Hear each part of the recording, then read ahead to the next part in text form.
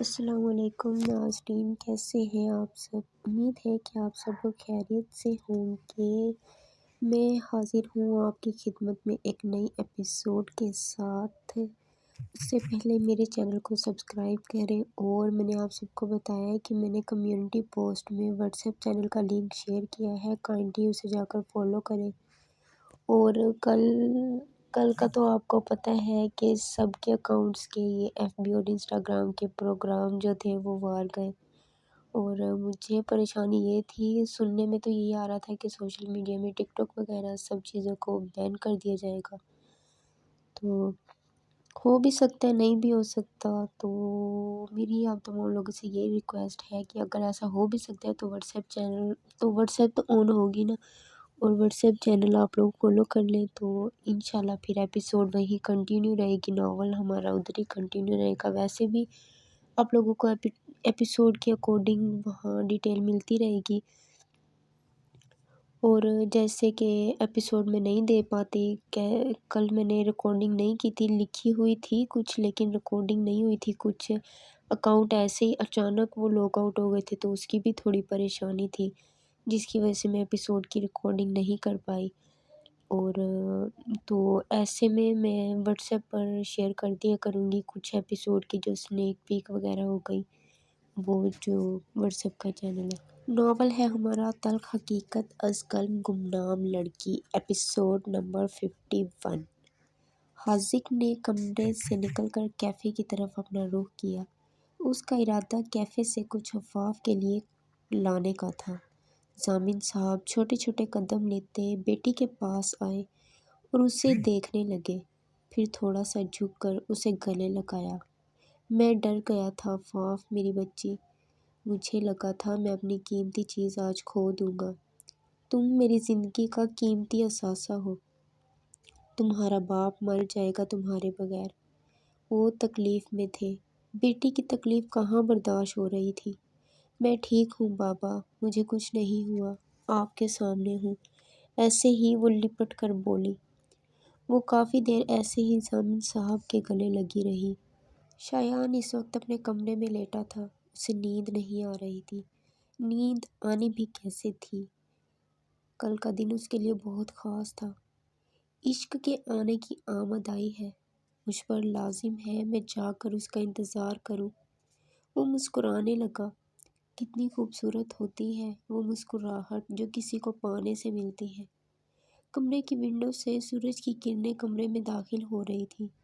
آئرہ نے صوفے سے اٹھ کر ونڈو پر پردے گرا دیے تاکہ دھوپ کمرے میں داخل نہ ہو، اور پھر مصروف سے انداز میں واپس صوفے پر بیٹھ گئی اور اپنی گود میں لیپ ٹاپ رکھ کر کام کرنے لگی۔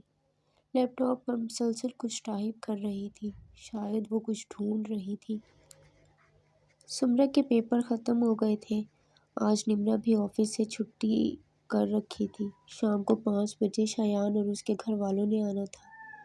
صفیہ بیگم کے ساتھ نمرہ اور سمرہ دونوں ہی کچن میں کام میں لگی تھی۔ صبح سے لے کر شام کے 4 بج چکے تھے۔ تم دونوں جا کر تیار ہو جاؤ، باقی کا کام میں خود دیکھ لیتی ہوں، مہمان بھی آنے والے ہوں گے۔ صفیہ بیگم کی بات سنتے ہی وہ دونوں اپنے کمرے میں آ گئی۔ حاذق ابھی کمرے میں آیا تھا، اس کی نظر عفاف پر پڑی۔ وہ چھوٹے چھوٹے قدم لیتا اس کے سرہانے آ کر کھڑا ہو گیا۔ اس کی نظریں عفاف پر تھیں، جو دنیا سے بیگانی ہو کر سو رہی تھی۔ ابھی بھی وہ حاذق کے دلائے ہوئے ڈریس میں تھی۔ تم کون ہو اور تمہیں عفاف کہاں ملی؟ ضامن صاحب بھی ابھی کمرے میں داخل ہوئے تھے۔ حاذق نے ان کی بات سنی اور بیڈ سے دور جا کر کھڑا ہو گیا۔ ضامن صاحب کو اس کی یہ عادت ناگوار گزری تھی۔ وہ واپس اس کی جانب پلٹے اور اس کے ساتھ آ کر بیٹھے۔ دونوں خاموش تھے۔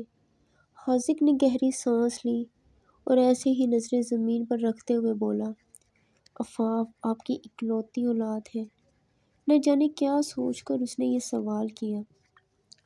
عفاف میری کل کائنات ہے۔ وہ جب پیدا ہوئی تھی اس کے کچھ عرصے بعد ہی اس کی ماما کی ڈیتھ ہو گئی تھی، اور تب سے اب تک میں نے اسے اکیلے ہی پالا ہے۔ آپ نے اسے پیار دیا، ساتھ اپنے پیسے دیے۔ افسوس آپ اسے صحیح اور غلط کا فرق بتاتے تو آج وہ اس حال میں نہ ہوتی۔ حاذق کی نظریں عفاف کے وجود پر تھیں۔ میں اسے ایک اچھی زندگی دینا چاہتا تھا۔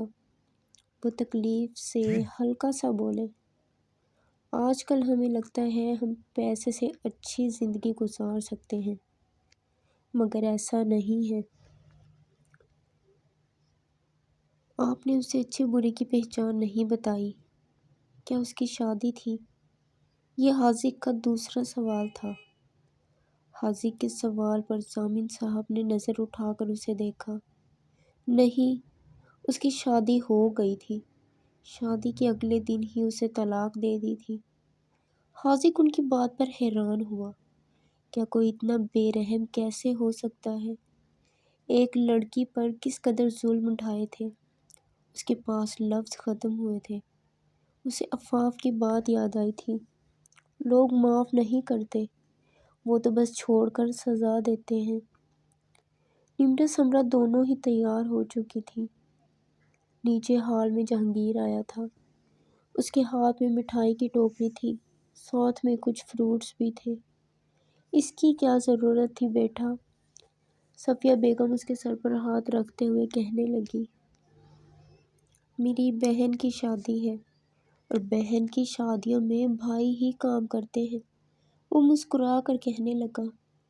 نمرا سمرا دونوں ہی نیچے ہال میں آئی۔ سمرا سیدھا کچن میں جہانگیر کے لیے پانی لینے آ گئی۔ نمرا تم خوش ہو اس شادی سے؟ جہانگیر اپنی پوری توجہ نمرا کی جانب کی۔ میں تمہیں بہن سمجھتا ہوں، اور میں بھی چاہوں گا تم اپنی ہر بات بلا جھجک مجھ سے شیئر کرو۔ میں نے بہت سوچ سمجھ کر فیصلہ کیا ہے۔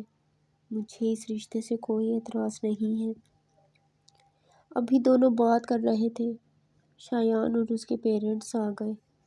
شہراز صاحب اور صفیہ بیگم خوش دلی سے ان کے ساتھ ملے۔ آخر ان کی بیٹی کا سسرال تھا، اور وہ لوگ پہلی دفعہ ان لوگوں سے مل رہے تھے۔ شایان ان کی اکلوتی اولاد تھی۔ بھائی صاحب، ہماری بہت ساری خواہشات ہیں اپنے بیٹے کو لے کر۔ اس کی شادی کے متعلق آپ کی بیٹی اس کی پسند ہے، اور ہم اس کی خواہش کا احترام کرتے ہیں۔ شایان کی شادی ہم دھوم دھام سے کرنا چاہتے ہیں۔ وہ بہت سنجیدگی سے اپنی بات کو بیان کر رہے تھے۔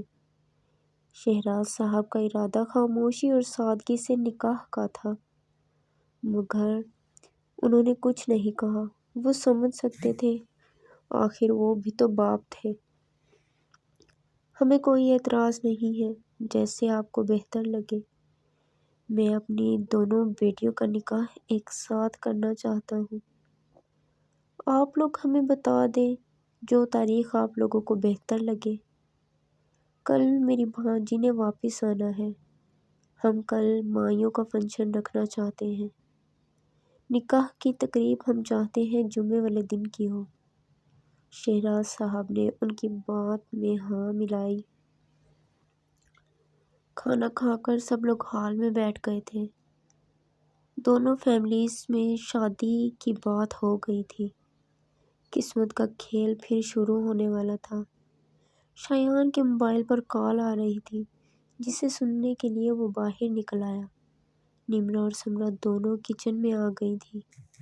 نمرا نے کچن کی شیلف سے برتن سمیٹے اور وہیں ٹیک لگا کر کھڑی ہو گئی۔ شایان سامنے کھڑا کال سن رہا تھا۔ اس کی نظر نمرا پر پڑی تھی۔ کال سنتے ہوئے وہ سیدھا گاڑی کے پاس آیا، وہاں سے گاڑی میں رکھے سفید پھولوں کے گجرے اٹھائے اور موبائل پاکٹ میں ڈال کر سیدھا کچن میں آیا۔ کیا ہم بات کر سکتے ہیں؟ شایان نے نظریں جھکا کر اجازت مانگی۔ جی بتائیں۔ نمرا نے قدم اس کے ساتھ باہر رکھے اور دونوں ہال میں آ گئے۔ شایان نے اپنے ہاتھ سے گجرے اس کے سامنے کیے۔ کیا میں پہنا سکتا ہوں؟ نمرا کی نظر پھولوں پر پڑی۔ اسے عجیب سا لگا۔ میں تمہاری کلائی کو چھوئے بغیر گجرے پہنا سکتا ہوں۔ جیسے وہ سمجھ چکا تھا کہ اسے عجیب لگا ہے۔ نمرا نے اپنی کلائی اس کی جانب کی۔ شایان نے بہت دھیان سے گجرے اس کی کلائی میں پہنائے۔ پچھلی دفعہ پھولوں کی طرح ان میں کانٹے نہیں ہیں، اس نے سر کھجاتے ہوئے کہا۔ وہ مسکرا دی۔ کیا آپ کو پھول پسند ہیں؟ اس نے سوال کیا۔ ہاں پسند ہے، کیونکہ یہ بے رنگ ہوتے ہیں۔ اسے ہم کوئی بھی رنگ کسی بھی رنگ میں ڈھال سکتے ہیں۔ مجھے سفید پھول اسی لیے بھی پسند ہیں کیونکہ میں نے پہلی دفعہ جب پھول توڑے تھے تو اس کے لگائے ہوئے تھے۔ اس کا اشارہ حسام کی جانب تھا۔ شایان نے خود کو سنبھالا۔ اس وقت اسے تکلیف ہوئی تھی۔ جسے وہ چاہتا تھا اس سے کہیں شدت سے وہ کسی اور کو چاہتی تھی۔ وہ کچھ نہیں بولا تھا، خاموش تھا۔ دونوں خاموش تھے۔ ہمیں اجازت دیں بھائی صاحب، ہم اب چلتے ہیں۔ کل سے پھر شادی کی تیاریاں شروع ہو جائیں گی۔ دونوں میاں بیوی احترام سے پوچھنے لگے اور انہیں مل کر باہر نکل آئے۔ عارض کب سے بیٹھ کر لیپ ٹاپ پر کام کر رہا تھا اور آخر کار وہ کامیاب ہوا تھا۔ عارض نے لیپ ٹاپ کی اسکرین پر دیکھا اور مسکرا رہا تھا۔ مسکراہٹ کبھی نہیں ختم ہونے والی مسکراہٹ۔ اس نے سر کھجایا اور صوفے سے پشت ٹکا کر اپنا موبائل نکالا۔ دوسری طرف سے فوراً ہی کال ریسیو ہوئی۔ کیا ہوا، کچھ پتہ چلا؟ سب پتہ چل گیا ہے۔ صبح تیار رہنا، 9 بجے نکلنا ہے، تمہیں اور شایان کو۔ میں نے ڈیٹیل سینڈ کر دی ہے واٹس ایپ پر۔ اب کل کا انتظار رہے گا۔ عارض نے بات کو مکمل کیا اور فون بند کر دیا۔ ہانیہ اس وقت سب کے ساتھ ڈائننگ ٹیبل پر بیٹھی کھانا کھا رہی تھی۔ تم پنڈی کیوں گئی تھی؟ حمزہ نے اسے خاموش دیکھ کر سوال پوچھا۔ یونیورسٹی کے کسی کام سے جانا پڑا تھا، پیپر تھا ایک، وہ مصروف سے انداز میں کہنے لگی۔ تو تم بتا کر بھی جا سکتی تھی، میں تمہیں لے کر جاتا۔ یہ کوئی طریقہ نہیں تھا۔ حمزہ کا لہجہ سخت تھا۔ میں کوئی بچی تو نہیں ہوں جو اکیلی نہیں جا سکتی۔ مجھے خود کی حفاظت کرنا اچھے سے آتی ہے، بڑی ہو گئی ہوں۔ وہ پلیٹ میں چمچ گھماتے ہوئے کہنے لگی۔ یہ انداز آج پہلی دفعہ اس نے استعمال کیا تھا۔ ہمارے لیے تم بچی ہی ہو، اور آئندہ اگر ایسا ہوا تو بہت برا پیش آؤں گا۔ حمزہ نے شہادت کی انگلی اٹھا کر اسے اشارہ کیا۔ مجھ پر روک ٹوک نہ کرو، میں اب کوئی چھوٹی بچی نہیں رہی جو تمہاری ہر بات مانوں گی۔ اسی کے ساتھ ہماری آج کی ایپیسوڈ یہاں اینڈ ہوتی ہے۔ میرا ارادہ ایپیسوڈ کو لانگ لکھنے کا تھا، لیکن بس کچھ طبیعت خراب تھی اور کچھ ٹائم نہیں ملا، جس کی وجہ سے میں ایپیسوڈ لانگ نہیں دے پائی۔ لیکن آپ لوگ اچھے ریویوز دیجیے گا، اور اگر کل کمنٹ آپ لوگوں کے 50 سے ابو ہوئے تو انشاءاللہ میں کل آپ لوگوں کو لانگ ایپیسوڈ دوں گی، اور لانگ انشاءاللہ لانگ ہی ہوگی، میکسیمم 30 سے 40 منٹ کی ایپیسوڈ ہوگی، اور ہو سکتا ہے اگر ٹائم مل گیا تو ڈبل بھی دے دوں۔ تو آپ لوگوں کا ٹارگٹ ہے کہ 50 کمنٹس ہوں اور 50 ہی لائک ہونے چاہیے، اور اس کے علاوہ میرے چینل کو سبسکرائب کریں، ویڈیو کو لائک کرنا نہ بھولیے گا۔ تو انشاءاللہ ہم ملتے ہیں اپنی نیکسٹ ایپیسوڈ میں، تب تک کے لیے اللہ حافظ۔